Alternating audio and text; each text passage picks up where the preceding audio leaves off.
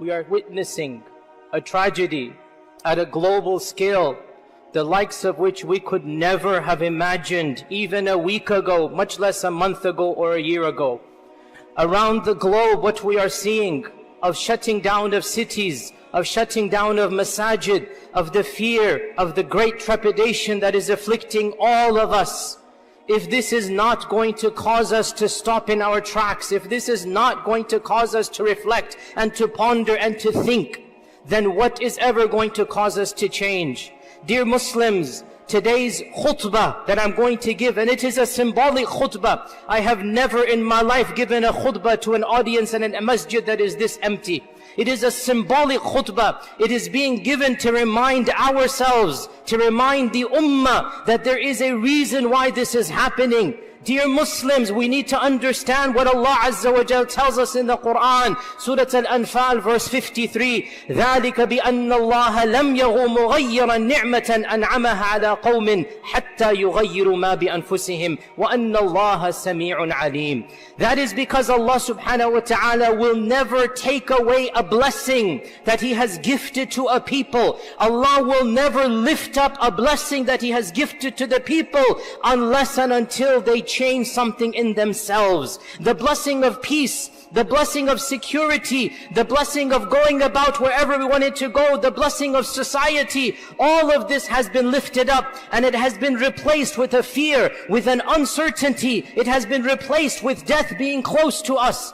And Allah Azza wa Jal does not change the status of a people until they change what is in themselves. إِنَّ اللَّهَ لَا يُغَيِّرُ مَا بِقَوْمٍ حَتَّى يُغَيِّرُوا مَا بِأَنفُسِهِمْ. Allah does not change the status of a qawm until they have changed themselves. وَإِذَا أَرَادَ اللَّهُ بِقَوْمٍ سُوءًا فَلَا مَرَدَّ لَهُ. And when Allah wills to inflict a punishment upon a people, no one can come between Allah and Allah's punishment. وَمَا لَهُمْ مِن دُونِهِ مِنْ وَالٍ. And they have no one to turn to for protection other than Allah subhanahu wa ta'ala. Nothing will protect me and you. Nothing will save me and you other than Allah subhanahu wa ta'ala. Now is the time to ask ourselves, why is this happening? Why are khutbahs being given in empty masajid? Why are masjids being shut down? Why is commerce and industry coming to an end when we thought we had reached our pinnacle, when we thought we had come to the top of civilization? In an instance, بَيْنَ عَشِيَّةٍ وَضُحَاهَا, between a morning and an afternoon, everything changed upon us. And Allah Azza wa Jal sent upon us a plague, a disease that no one could have predicted and no one even knows how to protect themselves against. Why is this happening?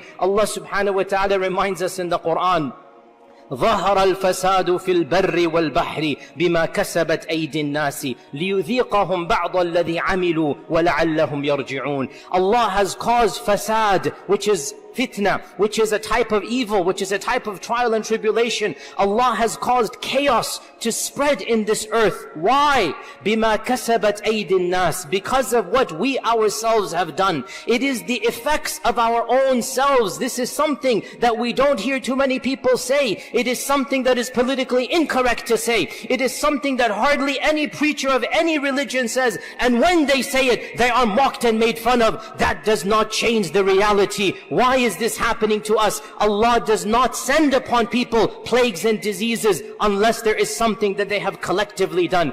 Hasan al-Basri, the famous tabi'i, he commented on this verse and he said, because of their own sins, Allah sends fitna and fasad down. Because of what they have done, Allah sends down plagues and calamities. Dear Muslims, it is never too late to return to Allah subhanahu wa ta'ala. The last thing that we need now is the sin of arrogance, the sin of feeling we don't need Allah subhanahu wa ta'ala. If we want this problem to be solved, and all of us do, collectively, Muslims and people of other faith traditions, they need to rediscover religiosity. They need to collectively turn to Allah subhanahu wa ta'ala. They need to beg and plead and understand this life has a higher purpose than just living like animals. We need Allah subhanahu wa ta'ala, and Allah does not need us.